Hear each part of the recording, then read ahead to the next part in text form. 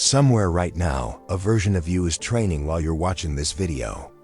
He wakes up before the alarm. He reads while you scroll. He trains while you scroll. And in 1 year, he will be a stranger to you. Not because he got lucky. Not because life was kinder to him. But because he did one thing you keep avoiding. He returned. Every single day, he returned to the work, the gym, the book, the discipline you keep postponing until Monday. Here's the uncomfortable truth. Most people don't fail because they lack ambition. They fail because they never let themselves become unrecognizable. They stay familiar, safe, predictable, the same person wearing new excuses. But something strange happens to the ones who don't stop. Their face changes. Their posture changes. Even their silence changes. People who knew them start to feel uneasy around them, like they're standing next to someone they've never actually met. What if the version of you that you're proud of already exists just 12 months of discipline away? There are 5 habits standing between who you are and who you could become. And the third one is where almost everyone quietly gives up.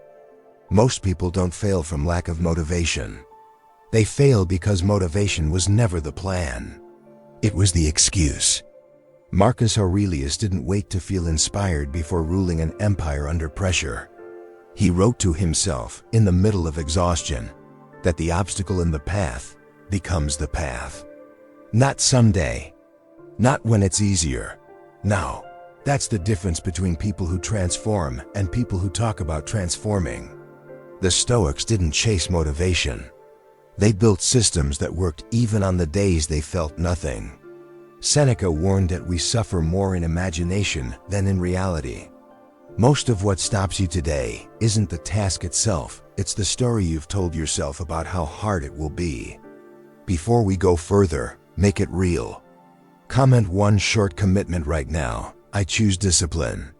Not for anyone else to see. For you to remember later when it gets hard, because it will. Now the 5 habits that make people unrecognizable. Habit 1. The morning you give away.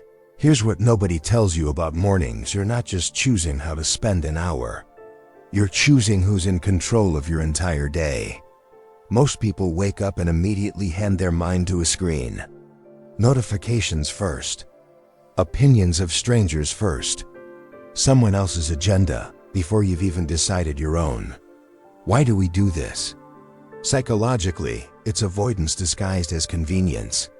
The brain seeks the path of least resistance, and scrolling requires zero courage. Facing your goals requires some. So we default to the easier discomfort instead of the harder one. The Stoics understood something most people miss completely. Control isn't about controlling everything. It's about controlling the few things that are actually yours. Your first hour is yours. Nobody else's. What are you avoiding the moment you wake up? Here's the practical action. Before you touch your phone, do one thing that serves the person you're building. Read 10 pages. Move your body. Write 3 lines about what today requires of you. Small, but yours. The people who ignore this stay reactive for years, always responding to life instead of directing it. But here's what most people never realize: the moment you own your morning, you start owning your identity. You stop being someone things happen to. You become someone who happens to the day. Comment below, my mind comes first. That's habit 1. But the next mistake is even more dangerous, because it hides inside something that looks like progress. Habit 2. Studying without applying. You've watched the videos, read the books, save the podcasts, and yet nothing in your life has actually changed. Almost nobody notices this trap because it feels productive. Learning feels like progress. Your brain releases the same reward signals whether you actually apply the knowledge or simply consume it. That's the psychological trick. Consumption mimics achievement without requiring any of the risk. Epictetus taught something brutally simple. Don't explain your philosophy. Embody it. He didn't care how much someone could recite. He cared what they did when tested. Would your future self respect the hours you spent learning, or would he ask why none of it left the page? Here's the practical shift.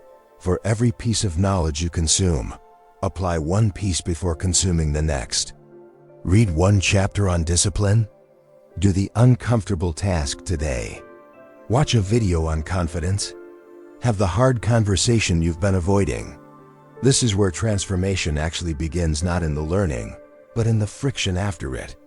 If these teachings are helping strengthen your mind, consider subscribing, because every single day we build another layer of this discipline together. The people who only study stay intelligent and stuck. The people who apply become dangerous not to others, but to their old limitations. Comment, I refuse excuses. Now comes the mistake that destroys most people before they ever reach the finish line. Habit 3. Quitting the moment it gets boring. Nobody warns you about this part. The beginning feels exciting. The middle feels like nothing is happening at all. And that nothing is exactly where most people quit. Here's the psychology: the brain is wired to seek novelty. Boredom feels like a signal that something is wrong. So we chase a new plan, a new routine, a new version of ourselves that feels fresh again. But new isn't the same as progress. It's often just disguised avoidance of discomfort. Marcus Aurelius faced this exact feeling, ruling for nearly 2 decades the repetition, the grinding sameness of duty. He didn't wait for it to feel exciting again. He returned to it anyway, because he understood that meaning isn't found in how a task feels. It's found in showing up regardless of how it feels. What excuse keeps controlling your life right now, disguised as finding the right method? The practical action is uncomfortable but simple. When boredom hits, don't change the plan. Change nothing. Show up exactly as planned, especially when it feels pointless. That single choice separates the people who transform from the people who forever restart. This is where almost everyone fails. Not from lack of ability, from lack of tolerance for the boring middle. The ones who push through this invisible wall come out the other side unrecognizable, because boredom was never the enemy. It was the filter. Comment, I stay disciplined. The next lesson is where transformation truly begins to feel personal, even painful. Habit 4. Ignoring who you're becoming. Here's a question most people never ask themselves. Not what do I want to achieve, but who am I becoming while I chase it? Most people obsess over outcomes, the body, the income, the title, and completely ignore the identity forming underneath. But outcomes are temporary. Identity is what stays. Why does this happen? Because identity change is slow and invisible day to day. You can't see it in the mirror this week. So the brain discounts it, chasing instead what it can measure immediately: likes, numbers, quick wins. Seneca reminded himself constantly that character is built in private, in the choices no one is watching. Not the public performance of discipline, the quiet, repeated decision when nobody would know if you skipped it. What are you pretending not to see about the person your daily habits are quietly building? The practical action. Stop asking, what result do I want this year? Start asking, who do I need to become to deserve that result? Then build your days around that identity, not the outcome. This single shift changes everything, because outcomes chase identity, not the other way around. The person who becomes disciplined gets the result almost as a side effect. Understanding this principle changes everything for the people who grasp it early. Everyone else keeps chasing results that identity was never built to hold on to. Comment, I choose growth. Now the final lesson. The one that decides whether everything else actually holds. Habit 5. Refusing to return. This is the one most people never recover from, not failure, but disappearing after it.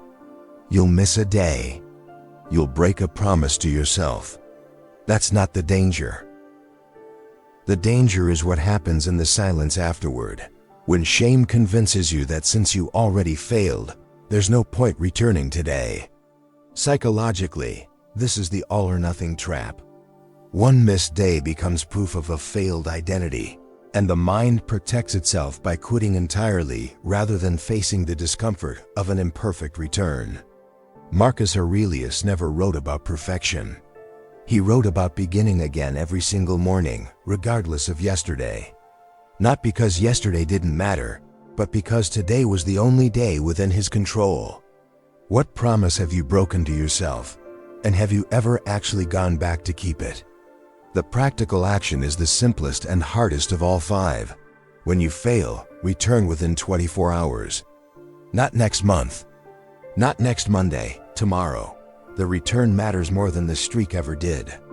This is the habit that makes people unrecognizable, not because they never fall, but because falling stopped meaning anything to them. They just return, again and again, until returning becomes who they are. The people who master this outlast everyone who quit looking perfect.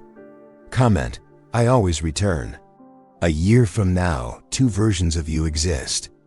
One kept scrolling through mornings, consuming without applying, quitting at the boring middle, chasing outcomes with no identity underneath, and disappearing the moment he failed.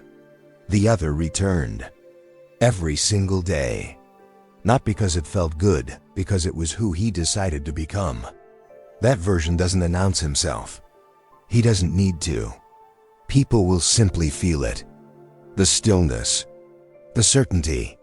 The quiet weight of someone who stopped negotiating with his own excuses. You already know which 5 habits stand in the way. You already know the one you've been avoiding the most. The only question left is the one Marcus Aurelius asked himself every morning he didn't feel like ruling an empire. Not, do I feel ready, but will I return anyway? Comment your final commitment right now, 1 sentence.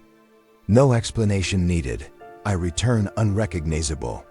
If this changed something in you, subscribe, because the next version of yourself is built 1 return at a time.